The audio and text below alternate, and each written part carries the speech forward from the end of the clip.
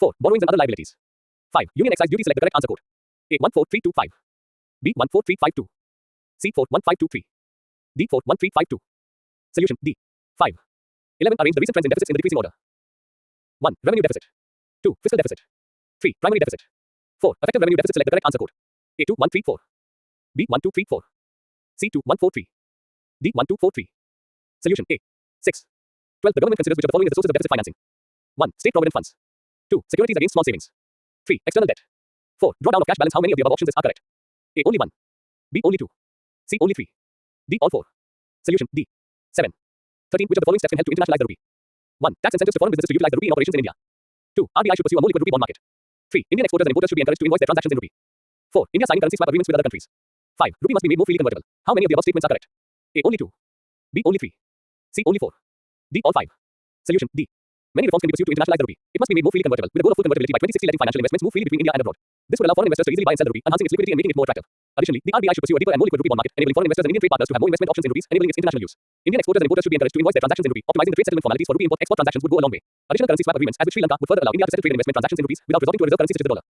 Additionally, tax incentives to foreign businesses to utilize the rupee in operations in India would also help. The RBI and the Ministry of Finance must ensure currency management stability, consistent and predictable issuance, retrieval of notes and coins, and improve the exchange rate regime.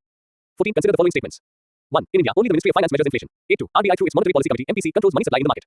3. Inflation is indicative of the increase in the purchasing power of a unit of a country's currency. How many of the above statements are correct? A. Only 1. B. Only 2. C. All 3. D. None. Solution A. Only statement 2 is correct. Inflation. Inflation refers to the rise in the prices of most goods and services of daily or common use, such as food, clothing, housing, recreation, transport, consumer staples, etc.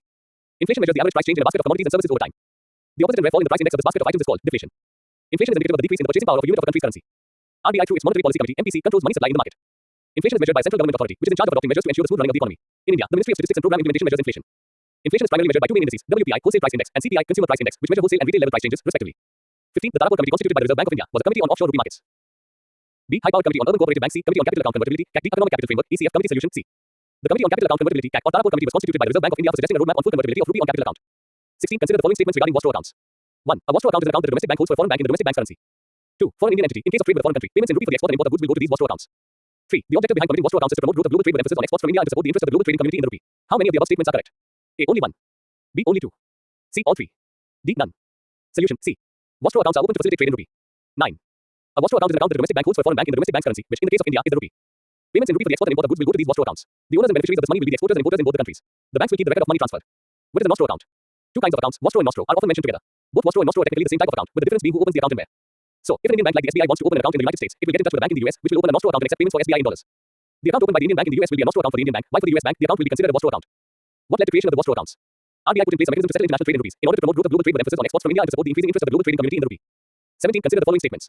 1. Core inflation is a measure of the total inflation within an economy, including commodities such as food and energy prices. 2. Core inflation typically rises and falls more gradually than inflation in food and fuel.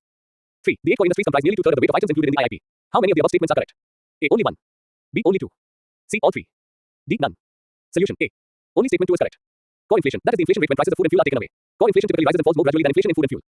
8 core industrial sectors that support infrastructure such as coal, crude oil, natural gas, refinery products, fertilizer, steel, cement, and electricity have a total weight of nearly 40% in the index of industrial production (IIP). 10. 2. Ecology and environment. 1. Consider the following statements. 1. All life on Earth is carbon-based. 2. Organic molecules contain carbon atoms that are bonded only to hydrogen atoms. 3. The presence of CH3+ in space tells us that basic building blocks for life exist there. How many of the above statements are correct? A. Only 1. B. Only 2. C. All 3. D. None. Solution B. Statement 2 is incorrect. The CH3+ molecule, which is also known as metal cation, has been detected in space for the first time by the James Webb Space Telescope (JWST). Organic molecules are carbon-based. They contain carbon atoms bonded to hydrogen atoms but can also bond to other elements, such as oxygen, nitrogen, or phosphorus. Everything that makes us and all life on Earth is carbon-based.